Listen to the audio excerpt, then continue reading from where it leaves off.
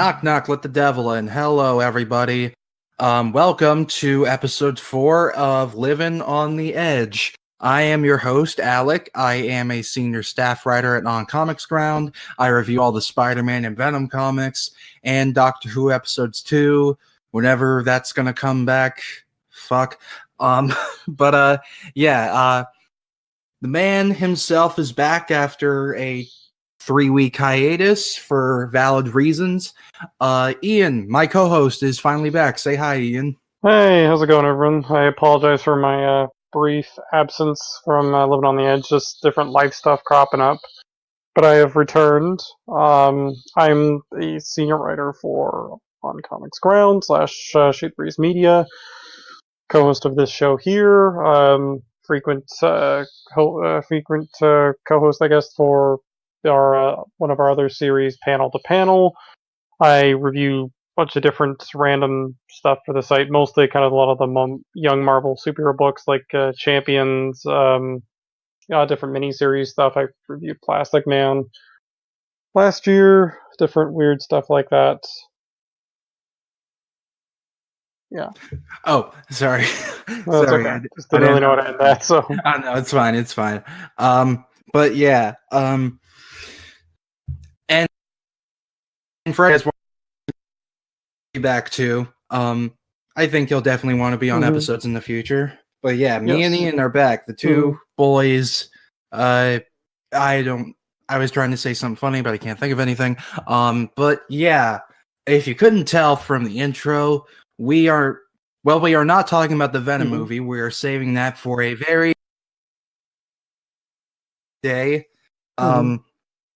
So, but we are going to talk a bit about something hopefully a lot of you have taken interest in, which is the new Venom run that started last May or April, I think.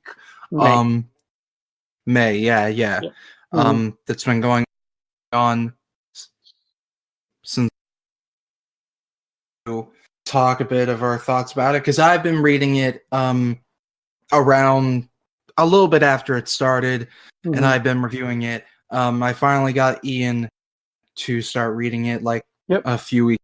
Yeah, basically, for my birthday last month, I actually got the first trade paperback for Donny Cates and Ryan Stegman's run, and since then I basically been getting caught up with it. I was finally able to do so a week or two ago, so I've now read most of it. I haven't really read all of the tie-in stuff, but we'll talk about the main series entries anyway.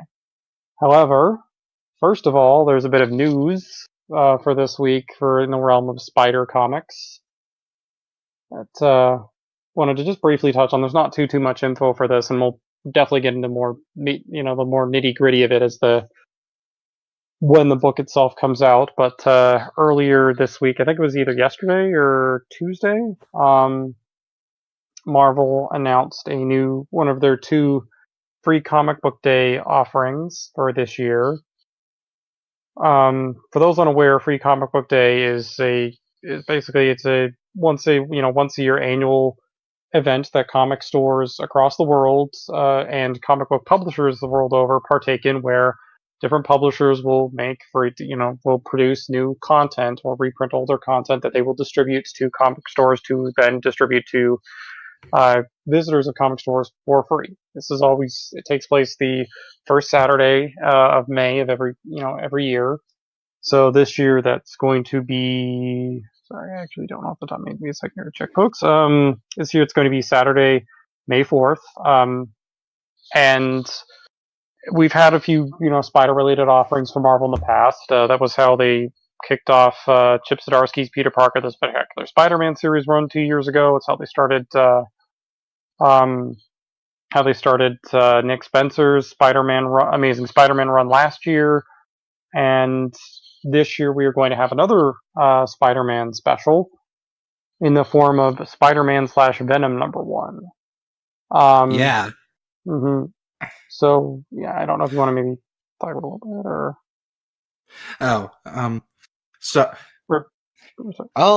I can, yeah. Sorry, my connection is just being really bad, but yeah, so the details about this are very interesting. Because this is all going to be building up to Venom's big event, which I'm excited that Venom is going to have an event that isn't just kind of a bunch of different cool concept arts of different characters and stuff like Venomverse or Venomized last year. Yeah, like, because I think Venom is a character deserving of something more personal and something more serious and basically something to be taken seriously and not just a fun little event. So I think it's safe to say this event's going to revolve around Carnage, because from, if people have not known, Carnage has been slowly, and this is just in the Venom run, I believe, Carnage has been like started gathering a cult of followers, and whether or not he's connected to Null in some way, I don't know, but like there's stuff from the Venom Unleashed comic that leads to that idea. So we'll see. And like the cover of one of the Web of Venom issues coming out soon has the little spiral. Has like the spiral on the mask that was on all the infected symbiotes throughout the first arc of the new Venom run. So I definitely has something to do with Null. But yeah, how it's going to involve Peter and Miles, because it seems to be involving both of them. It's the Free Comic Day preview specifically seems to be featuring two stories. The first of which is one that's going to be a collaboration project between Tom Taylor, Saladin Ahmed, and Corey Smith, the former two being the current writers of Friendly Neighborhood Spider-Man and Spider-Man Miles Morales. So the two of the current solo titles for Peter and the current solo title for Miles being involved with this, and the Venom story is one that's being tackled by Donny Cates and Ryan Stegman. Now, Stegman, they released one of the two, like one of the cover for the one half of the book, because the way Marvel Free Comic Day Free Comic Day books usually work is that they'll have one story that'll have like the cover on the one half, like on one side, and then it like will work like an old-fashioned flip book, where if you flip it around, it'll basically be a cover for another story. So the Venom half, the cover for that has yet to be revealed, because Ryan Stegman has tweeted that it's very spoiler heavy, so it's not really something they're going to leak yet or unveil yet. But the cover between Miles and Peter has been, and it seems like they're kind of up in each other's faces with fists shaking at one another. So looks like there's going to be some sort of conflict brewing there, which is interesting.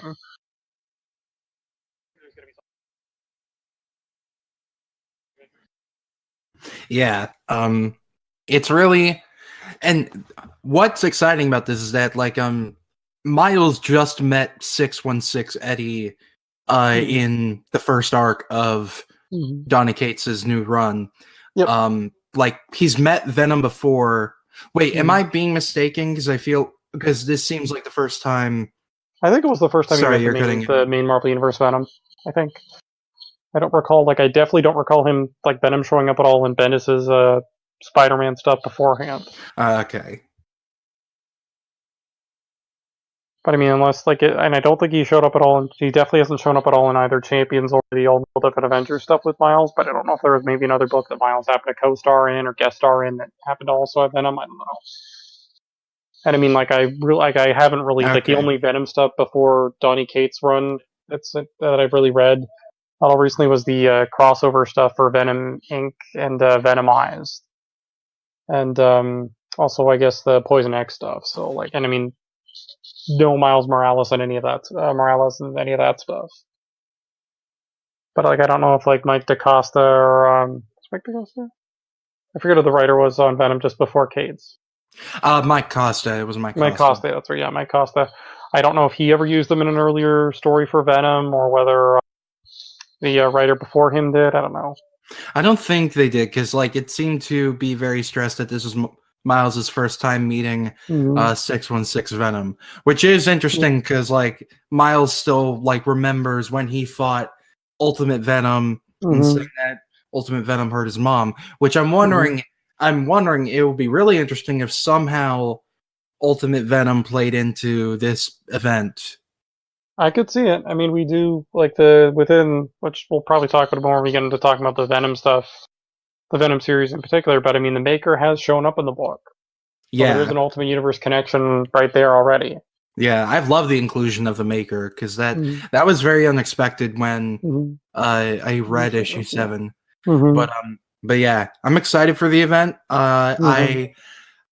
I'd love for it to be in the same vein as that first arc that was very Lovecraftian inspired, very horror based.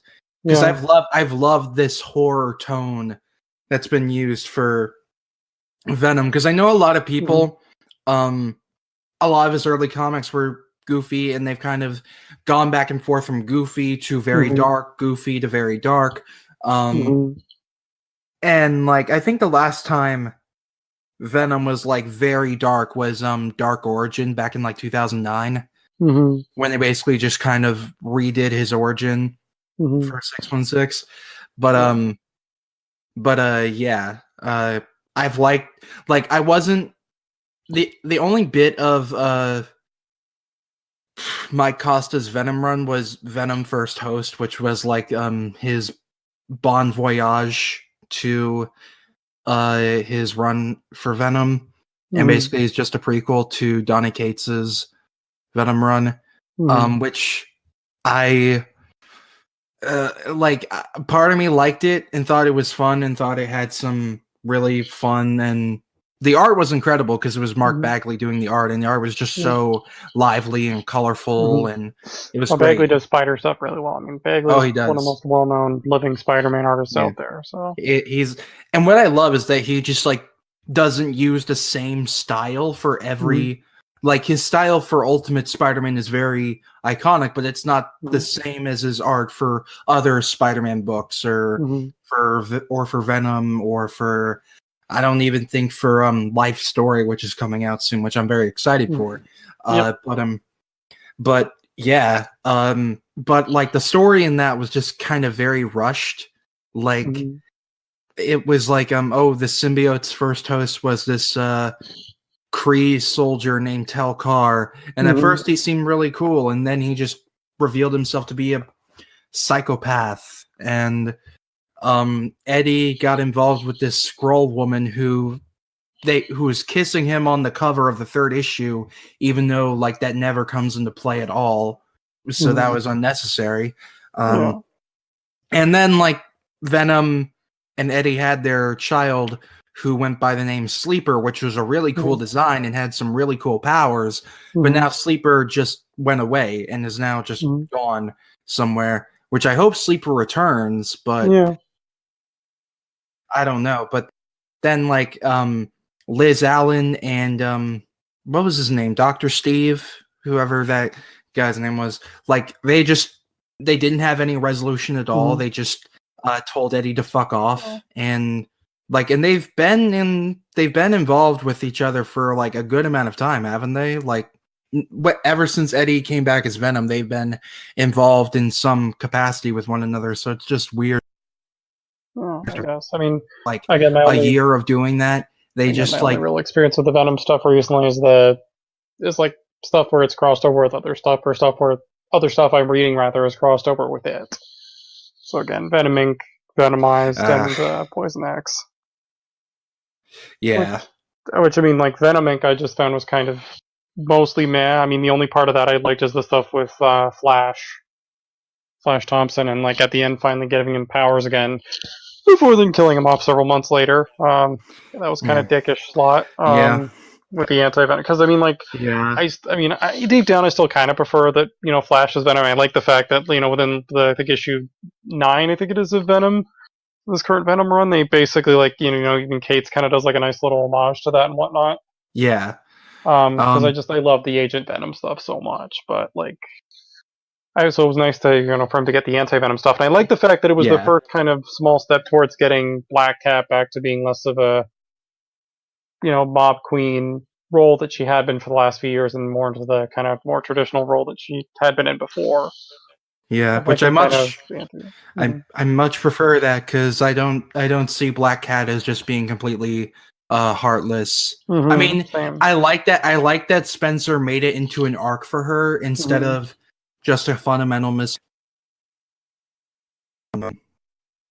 Oh, sorry, did I cut out? A little bit, yeah. Sorry, my connection's just bad.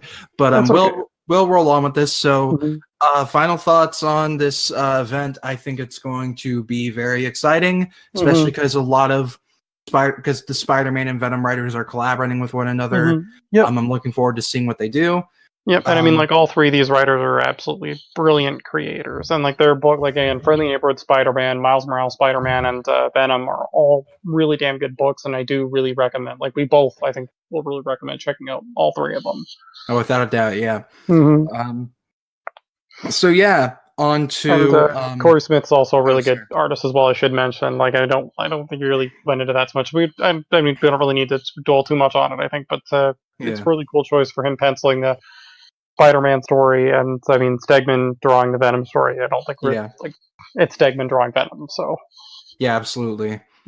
So moving on, we are going to just talk about our thoughts on the first 10 issues of Donny Cates and Ryan Stegman's run of Venom. I will say first and foremost that this is the best Eddie Brock has been in his entire existence within Marvel Comics, in my honest opinion, because this Eddie feels so unique and honest and really fucked up, but also just wanting to be a good person, but knowing he can. And in my reviews I've written for these issues, I've commented how I love that Eddie's character has become this Shakespearean tragedy in a sense, because his life is just especially by the way,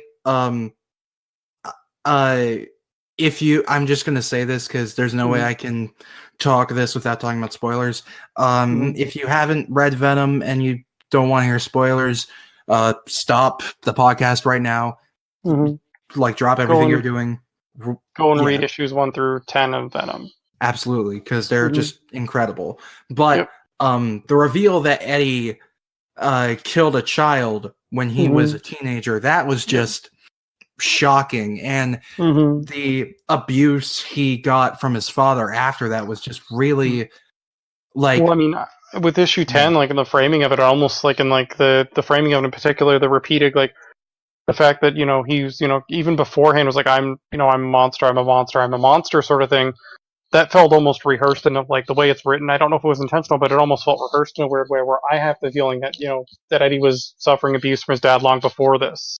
Oh, without a doubt. The teenagers who are the way Eddie was, irresponsible, drinking a shit ton. I'm not generalizing how these people are, but a lot of them seem to just do it as a way to cope with abuse. And I don't remember if it was ever said what happened to Eddie's sister. But yeah, it's curious. That's a weird kind of mystery set up with this current arc, where no one seems to, where his dad nor his half brother seem to have any recollection of this person. Was it said that the symbiote erased that from his memory, or was she not, or did she not exist? I can't remember. I'm wondering. I think it's supposed to be implied that she doesn't exist, because again, Eddie's dad seems seems dead set on her, keeps saying who is this person, who's Mary, sort of thing. And again, even his half brother is the same thing, and his dad fucking with him for that reason or whatnot, or just drinking those memories away, I can maybe see, but his half brother not really knowing about this other person in his life, presumably being someone that Eddie's dad would like or whatnot, seems a bit odd. Yeah, but I love how all the issues up to 10 were building up to this one accident, and it always was, like you said, it was always framed like Eddie was the child that got hit by the car, and that Eddie was just an innocent victim and everything, which like you'd think. And then it's just revealed that Eddie, and like people can see this as a retcon. I'm like, it's a retcon that I'm fine with because it gives like lots of development and depth to Eddie's character and how he's just like a fucked up person who wants to, and he says it clearly. He says, "You know why I protect the innocent? Because I want to protect them from people like me." Yep, someone has to, So yeah, you want to know where the whole protect innocence thing came from. That'd be it. Innocence, real innocence. Someone has to protect them from people like me. Yeah. Sorry, just look up the issue 10, flipping through it right now. No, it's fine. Like, and I love that. That's like a good mantra for Eddie. Yeah, it's a good kind of character staple for him. And I like that we finally nailed down what Eddie's character is, because for so long his characters just flip-flop back and forth. And I've always liked his character, and I always thought he had depth, but no writer seemed to want depths of his psyche or whatever. And Cates came around and he's like, you know what? I want to do that, because no writer has seemed to really do that. Dark Origin did a bit from what I remember, but like with all these retcons and oh, sorry, I heard some motor outside of my house. Yeah, like with all these writers realizing that his reasoning for hating Spider-Man was kind of dumb, and them trying to retcon it as the symbiote, like tricking him into thinking that it was all Spider-Man's fault, or just because he realized that the suit would go back to Spider-Man or whatnot. I'm glad that we finally nailed down what Eddie's character is, because that was one of the biggest issues with Venom, and why so many people loved Flash Thompson rather than Eddie Brock. And speaking of Flash Thompson, the tribute they paid to him in issue 7 and 8 was really well done, and I love that bit. That whole bit where he absorbs the bit of Flash Thompson's memories or whatnot of the symbiote. Yeah, kind of just seeing kind of breaking out from from being kind of held by the maker. Yeah, and kind of briefly like shape shifting on, then thus like taking on the appearance of Agent Venom briefly was awesome. Yeah, and I loved Eddie's inner monologue where he's like, the symbiote, like my other would deny it, but they always preferred Flash. Like they always thought Flash was the best Venom, and Eddie even admits to himself, yeah, Flash was the better Venom. Like watching him like this, I think I finally get it. Much as I hate to admit it, huge explosion as he busts out a window. Flash Thompson was a badass Venom. Fuck yeah. And he was, and it was a good tribute, but it was also a good way of addressing the uphill battle that they're having with Eddie as Venom, because so many people have loved Flash as Agent Venom. So when they announced in 2017 that Eddie was going to be Venom again, nobody seemed excited for it, because nobody really wanted to go back to that. Particularly in the wake of it being also with Marvel backtracking so many other legacy characters at the same time, right? Because this was also like when they brought back Ben Reilly as the Scarlet Spider, and then that's also when they when they started to do the whole Hunt for Wolverine thing to bring back Logan. Steve had just got the Shield back, and Odinson was Thor again. Tony was back at action as Iron Man. Yeah, it's Bruce Banner as the Hulk again. It was. Yeah, it's just so to kind of once again go back to and I mean, I don't think anyone really was all that invested in the guy who was currently had the Venom symbiote. Yeah, but they didn't really want to see. They just wanted flashback, and and when Eddie had the symbiote back throughout Mike Costa's run, I don't think anybody was entirely impressed with it, because. Sorry. I guess the people who were invested in it were like the Symbrock shippers or whatever, which is fine. And I remember there was a whole thing. I don't want to go into this at all. I'm just going to address it really quickly. There was a whole thing on Twitter saying that Donny Cates was trying to erase that. I don't think he is. He's just I know within this current arc they at this point within the current continuity of the comics, the Venom symbiote's kind of brain dead. But I'm sure they're going to repair that because like not having the they're Venom, going. Yeah, because they're like going not to like that's definitely. because that's literally how like Venom is kind of weirdly enough actually has that in kind of common with Firestorm from DC, where both characters are kind of like both titles or franchises are are like so uniquely kind of connected to two characters interacting in one in such a weird, unique fusion kind of way. So it'd be like doing a run on Firestorm where you only had one guy with Firestorm powers and he didn't merge with anyone else to become Firestorm. Yeah, and like I feel like after this big event or whatever happens with Carnage, the symbiote will be sentient again because I don't see why it wouldn't. And in the meantime, we get to have Pupper symbiote. Yeah, and I love Pupper symbiote. Yeah. Keith likes putting dogs in his comics. Yeah, I noticed this like between what's I can't remember the dog's name for Doctor Strange, and I feel terrible. And the manager at Mail says to be so hurt. Ghost Dog is what I call him. But yeah, I'm just imagining whenever I read his dialogue now, and I'm going to hear Forrest Whitaker's voice. Thank you for that. Oh god, but one moment I did like not it wasn't super important, but it was a moment that I really did like was from issue 10 where Eddie and Dylan are at the diner and the waiter goes over to him. He's like, "Sir, we don't allow dogs in here." And he's like, "Oh, this dog is helping me with my PTSD." And the waiter's like, "Oh, okay, that's totally fine." Yeah. Like it at least had like a glimmer that there wasn't completely shitty people in this this run. And like Dylan's like, "Oh, you lied. You're not a soldier." He's like, I didn't say I was a soldier. I said I had PTSD, which I do.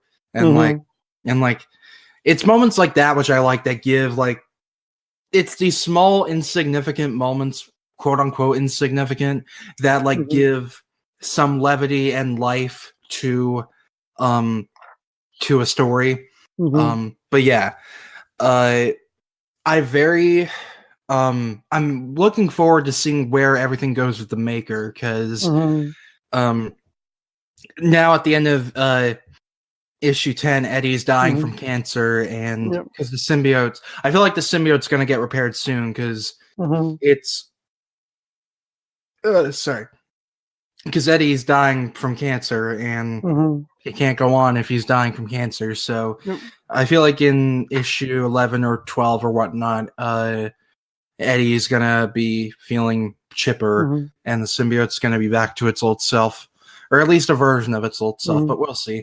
I'm kind of curious to see it played out too, because like the interesting thing with the Maker and how he used it seems it's really unclear what he wants, which is interesting because like I mean the Maker is basically evil Reed Richards, and I really don't like that that's the direction they took Ultimate Reed Richards. He was such a nice, fun, decent version of Reed Richards. Yeah, and especially everything he did to Tony Stark, that was just fucked up. But yeah, but between that and that being said, I still freaking loved his when Ewing wrote him in Ultimate Squared and New Avengers a few years ago. So I'm glad that he's in another book, but I'm very curious to see what he wants because he hasn't really seemed to do anything outright evil per se to Eddie in this series thus far. But now now he has that. Yeah. He's just holding Eddie captive, and I think the Maker is a good character. I just don't think it should have been Ultimate Reed Richards. Like after going through those Ultimate runs, they really shouldn't have done that to Ultimate Reed Richards because that's just I don't know. We'll see where stuff goes with that. I'm very interested, but that first arc with Rex and Null, that was beautiful storytelling. That was and everything with Miles too. I loved the inclusion of Miles in the 3 or so issues of that. Being kind of a reluctant team up between the two of them, Yeah, my favorite moment was where Eddie was trying to tell him to make a web parachute, and he's like, "It's a Spider-Man thing," and Miles like, "I can't do that. Do a Venom thing." That was my favorite. That was like a really funny moment. And then Venom grew his fucking dragon wings. Yeah, sorry, I didn't mean to cut you off there. No, you're good. Go ahead. No, like I mean, I love that moment. I also just love when Miles uses his Venom Blast and he mentions what they're called, and Brock is just kind of bemused by that. Yeah, he's just like, it's a good name. What do Mm-hmm. you wait? Like I said, look, it's like you motherfucker. But Mm-hmm. yeah, Noel is just like, he was like you. I think you told me like he was in like an issue of Thor way back a few years Yeah, ago, he was. right? Well, I mean, I don't think he directly appeared, but he was initially introduced in an issue of Jason Aaron's Thor: God of Thunder, like way back during its second arc, I think. Because Yeah, basically, he's the one who created the Necro Sword, which has been this god, literal god killer weapon that's been yeah. kind of floating around every now and again within the series. And I think lately, whenever they've done an old King Thor storyline, they've kind of slowly been building up that the Loki of that time period is still around. And I think like last time they had that, when they had one of those stories, Loki basically at one point Ego actually ended up with it, and it was like Ego the Necro World, and basically you use the power of the Necro Sword to kill Galactus. Ah, And then Loki shows up and basically eventually manipulates Ego into giving him the sword. So like possibly is something to do with War of oof, the a lot of Realms. history. Yeah, But but like yeah. Was it known that Noel was like involved with the symbiotes in that issue of Thor? I think so. Yeah, I mean like basically it's like yeah, like basically he was introduced as like the like it was I think it was implied. I don't think it was ever directly stated, but it was heavily implied that the Necro Sword was like venom based and that Null was Ah, liquid. okay. Well, And then I'm like Kurt glad. Coates Yeah, basically kind of, or Cates rather, expanded that with the Venom run. yeah. And But as a result of I'm that, glad he apparently that did. issue of Thor God of Thunder went. Same. Apparently, as a result of that, though, that issue of Thor God of Thunder went way up in speculative value. I can see Because I can even, why. yeah, because I mean, I can even remember like one day randomly, because this was booked like sometime last summer when they were like first introducing. No, I think like only 2 or 3 issues into Kate's Venom run. I was at the LCS near me briefly, just hanging out, and like someone came by looking for it.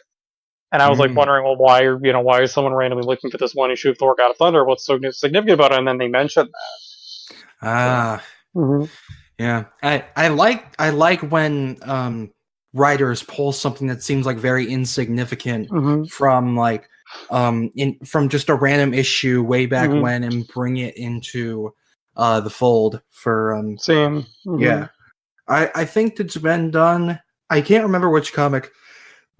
I can't remember which comic I read that's been done recently hmm that's done that other than Venom, but sorry. But yeah, I'm glad he did that because Null is a very interesting and just ethereal, otherworldly villain, and hmm it never feels like ever since issue 6 when he's been quote unquote killed, it's never felt like he's dead. hmm Um, like because he's just like the symbiote dragon and the symbiote god cannot just be killed by hmm a furnace. There's Yeah, no it'd way be in kind of hell. underwhelming. Yeah, But like that happens for every villain. Like nobody stays dead. yep. Um, but I still, yeah. wasn't the thing like before 2005 or whatever, like nobody stays dead in comics except Uncle Ben, Jason Todd, and Bucky Barnes. Wasn't And that the Gwen Stacy, mantra? yeah. And Gwen Stacy. And Yep. then they brought Bucky Barnes and Jason Todd back Jason around the Todd same back, yeah. time. Yep. Yeah, that's funny. Mhm. And the Um, and the Waynes. and the Waynes, yeah. Yeah.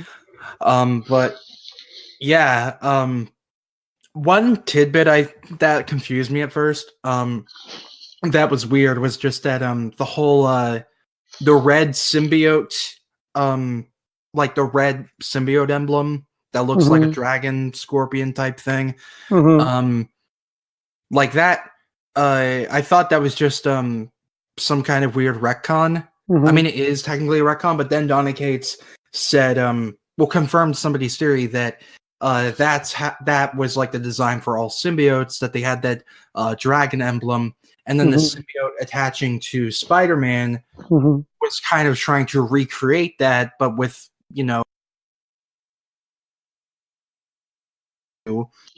What? it's funny because I always called that logo the flying spider logo hmm when I was younger. Yeah. So it's interesting to know that that was supposed to be Well, a it's kind of dragon. yeah. Well, I like that retcon too because like at the same time, I think originally in the original Secret Wars when the black suit was first introduced and also the symbiote. as a result, I think Peter, like when he was thinking to himself, he says like, I guess it was somewhat, I guess it somewhat influenced by seeing it, because that was also when Julia Carpenter, the first Spider Woman, was introduced, or the second Spider Woman, Yeah. I guess, was Yeah. introduced, and she had a similar design suit. So it's kind of a funny thing where it's almost like it's almost a blend of the two, where Peter was subconsciously influencing the whole thing because of her costume, but at the same time, the symbiote was also kind of melding it based somewhat off of what the dragon symbol looked Yeah. like. So, And the interesting thing is that the original design for the symbiote suit did have red eyes, the red symbol, and red squares on the gloves, but they changed it to white. I guess just because it looked more palatable, which I don't blame them for. Yeah, I mean, I think the kind of balance between the red and black, I think, just didn't quite work as well with that much black in the suit. Red works as a superior color, with black as a secondary color.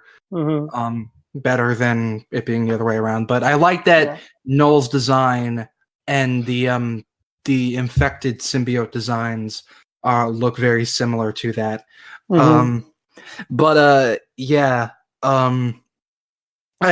liked I do like Dylan. I like Dylan a lot. Yeah, I'm curious to learn more about him. He seems like kind of a fun kid. And I like the fact that there's kind of someone, because like the thing with like Venom thus far is that there isn't really that much of a supporting cast in the book thus far, because then he's been kind of very mobile and whatnot. Like most of the first arc was kind of it's really well done, but a lot of it's just a constant fight between Eddie and the symbiote and and Null, with like the only really other kind of significant character outside of that being the who's the army guy again? I forget his name. Rex. Rex, yeah, with and Rex being the only other character there, and then you kind of had the Maker come in with issues 7 and 8, but he hasn't really been consistently there. And then the only other person that that Eddie's really had to play off of, or other character at all that Eddie's had to consistently play off of up until issue 6 was the Venom symbiote. And now that's brain dead. There's kind of lost that way. I mean, you still can kind of get some visual stuff with the dog, like not in the direct series itself, but in the Web of Venom Unleashed #1. There's that really enjoyable main story that Stegman does, where it's kind of the Venom symbiote going off and hunting these bits of hunting down the cult of Carnage and whatnot. Yeah, and just kind of seeing at the end of it how Eddie still has kind of this bond with the Venom symbiote dog, with the Venom symbiote as a little dog, and I love the bit when when Eddie wakes up and kind of cracks and is like hello, and then you just see like the Venom symbiote dog just sitting up front all happy with his tongue wagging out, and there's like a bunch of blood and whatnot behind him. Yeah, Happy. That was great. But I remember I was so excited seeing the end of issue 8, I think it was, where it showed the tomb of Cletus Cassidy, which I'm glad that it is Cletus Cassidy and not just them putting the Carnage symbiote on another character. I remember there was a mini series where Cletus Cassidy tried to be a hero, Well, there was I think it was, I don't know if that was part of Access, but I remember in Access. That was Access. Because he was inverted as a result of that, because he also appeared in the Nova series, in the Nova issues that tied into that, because Sam had to work, was basically stuck working with this temporarily inverted, temporarily sane, decent, kind-hearted Cletus, and then when he gets reverted back, Cletus basically I think Cletus basically he makes up his mind, I'm gonna go and pay this kid back now by killing him and all of his loved ones. But Cletus Cassidy is just such a really interesting, very fun to watch villain. He's also very terrifying. It's also very curious to see kind of how he'll kind of play out long term after everything that happened to him with at the end of Bendis's or not Bendis, sorry, Slott's Amazing Spider-Man run with Norman ended up taking over taking the goblins or the Carnage symbiote from him. Yeah, I'm interested to see how that plays out, but yeah, I don't know. I look forward to seeing where Cletus and Eddie stand personally, rather than just Venom and Carnage. Yeah, same. Because there hasn't been, at least in my memory, there hasn't really been a bunch of personal stories between Eddie and Cletus as like people. And I feel like Cates is gonna at least dabble in that because that's what he's been doing for Eddie. Oh yeah. So I feel like he's gonna. Yeah, and I mean, like as you pointed out, with like this run in particular really being like emphasizing how damaged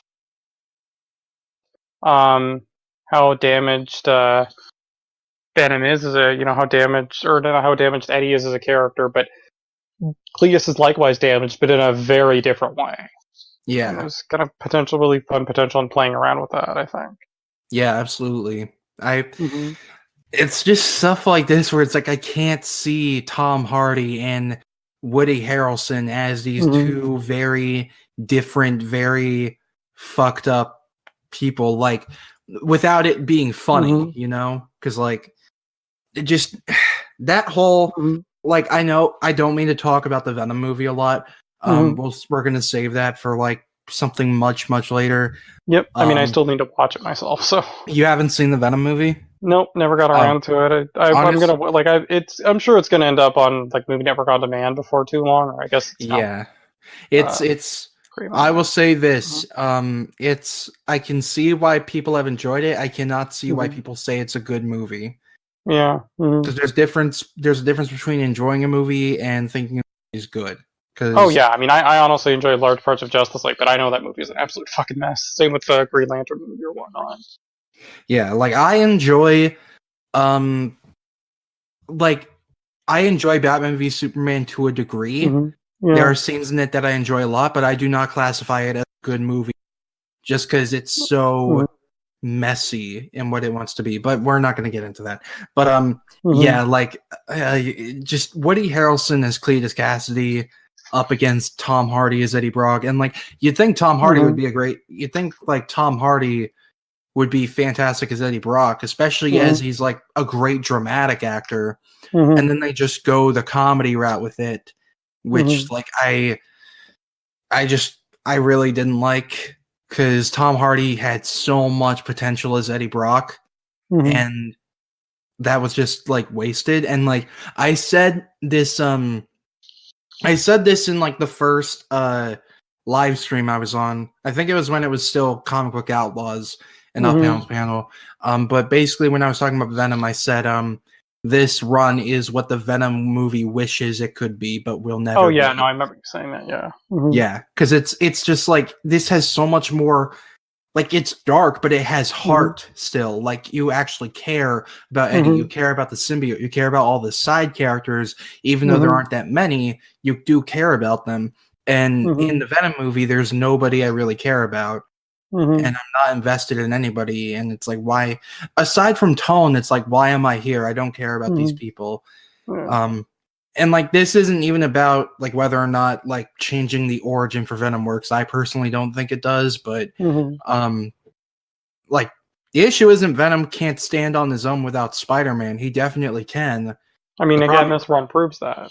Yeah, this run absolutely proves that. But I mean, the only Spider-Man that's been in this book is Miles, who has no direct connection to Eddie at all. And I don't like. I mean, I think maybe once or twice people have mentioned Peter, like the Peter Spider-Man, but like I don't even know if Eddie has at all. Yeah, he very rarely has. Yeah, but like the important thing is that they have that origin where they, and that like the thing about the origin is that they come together because they have a mutual hatred, but then they develop and grow beyond that hatred. Yep. And that's what the movie just skipped over, because for a bit it's just so like rushed. It's a very rushed relationship. But again, that's all I'm gonna say about the movie. And Woody Harrelson's terrible Cletus Cassidy wig. Ugh. I'm looking forward to seeing that shit. I'm not gonna lie. Venom 2 is going to be really interesting because I'm going to see it just because like I want to see in just one scene Woody Harrelson chews up so much scenery that like enough to spit out, and it would be like a wad of garbage, or I don't know what I'm saying, but like he just chews all the fucking scenery in that scene, and it's so funny. He has more scenery than Kirby and and Kirby in one level of his game. Yep, exactly. So seeing Venom 2, and it's interesting because there was a concept art that was released for the Venom movie that showed that scene from the trailer that's in the movie. Where Venom and Riot split apart and the symbiotes are going everywhere. There was a concept art of that, but instead of Riot, it was Carnage. So Carnage was supposed to be the villain, but then the studio decided, no, wait, let's save the actual interesting villain for the sequel, so we can guarantee a sequel and have the boring villain as the main character. And they did Riz Ahmed, so yeah. They have a mid-credit thing, since every movie tends to feel compelled to have. They did Riz Ahmed so dirty with that role. He was terrible in that movie, but I don't blame him. But okay, that's all I'm gonna say about the Venom movie. But yeah, I think we're running out of time. But I think Donny Cates' Venom run is very good. It's everything you'd want, anything you ever wanted from Eddie Brock as a character. It's in this run, because this is just, it's great character building, a great character study of this just broken, fucked up guy who wants to do the right thing. And his only solace is something like not human or natural, but they have like a mutual love for each other. And it's just like, what happens when that thing goes away and he's left all alone? It's an interesting character study for a character who hasn't really had much to do as a character until now. But yeah, I definitely recommend Donny Cates' Venom run. What else do you want to say, Ian? Oh no, I pretty much just agree with you there. I do recommend it as well. I found these first issues pretty enjoyable and engaging. Definitely one of the kind of more dramatic and kind of powerful character pieces that Marvel's publishing right now, right up there with Al Ewing's Immortal Hulk, in that sense. So I do, Oh, sorry, I couldn't. Sorry, I thought you cut out. But yeah. So that was episode 4 of Living on the Edge. Sorry, it was a bit shorter one this week. We just wanted to talk our thoughts on this really good comic run. Donny Cates, if you're out there, or Ryan Stegman, if you're out there, we would love to have you on. We love you, boys. You're very sweet. I don't know what I'm saying again. But yeah, so Ian, any last things to say? Ian? Oh, well, I think you cut out. Speaker. Oh, sorry. Oh, hello. Sorry, what were you saying? I think you cut out. Oh, yeah, sorry. Just my internet was being a little finicky for me there for a second. Can you still hear me? Yeah, I can hear you. You're good. Okay. Yeah, I'm just trying to check to see if there are any spider books out next week, just quickly, because I don't know. Because that's the thing, we didn't really have a whole lot, in terms of main books to talk about. Yeah, Amazing Spider-Man number 15's out. Just gonna check to see if we have anything else other than that. Friendly Neighborhood Spider-Man might come out next week too. Yeah. But do you have any last words to say before we sign off? Not really. No. Just check out. Give Donny Cates' Venom run a look if you like. I don't know if any of it's available on Marvel Unlimited yet, but I mean every issue is available digitally off Comixology or Amazon or Marvel's iOS app, or like iOS/Android app, or the first trade paperback collecting the first 6 issues is out now. I don't know if there's a I guess the second one wouldn't be out yet, because I guess yeah. I don't think it'll be out until like after issue 12 or whatever, but yeah, we'll see. But yeah, so we hope you guys enjoyed this episode. Thank you guys for listening. You can follow our Twitter account, which is at LOTE_podcast. You can subscribe to the On Comics Ground YouTube channel. You can follow On Comics Ground on Twitter. We will have Panel to Panel back up soon. I hope you guys are bearing with us.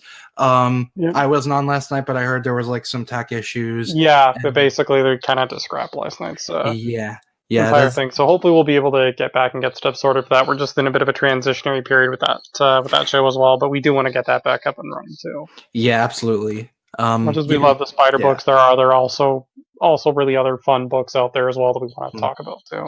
Like Daredevil, and I really want to talk Daredevil. Mm-hmm. But yeah. And Mary and I have thoughts on X-Men stuff, as we tried to express last night, and we didn't really get a chance to with Marvelous X-Men. Mm-hmm. A lot of just stuff going on with that. But you can follow me on Twitter. I am at the Alec Thorn. You can follow Ian on Twitter. He is at Kal-El Data. I'm gonna say it for him because he forgot to say it. # Poison Ivy League forever. Thank you very much for doing that. # say Poison Ivy League. You're welcome. I'm sorry, I didn't mean to steal that from you, but I felt like you wanted to get that in there. By all means, I was gonna sign off of that, but do for me, by all means, please do. Yeah. And for anybody, like, just to say this, if anybody's gonna ask, like, hopefully in the future we can get these episodes on iTunes or Spotify. Hopefully, if we can figure out how to do that. But for right now, all the episodes are just gonna be on this YouTube channel. So yeah, that is it. We hope you guys enjoyed the episode, and we will see you all later. Yep. Bye. Catch you next time, folks.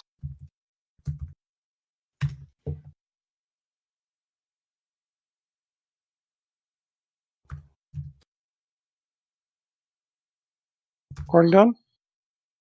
Hold on.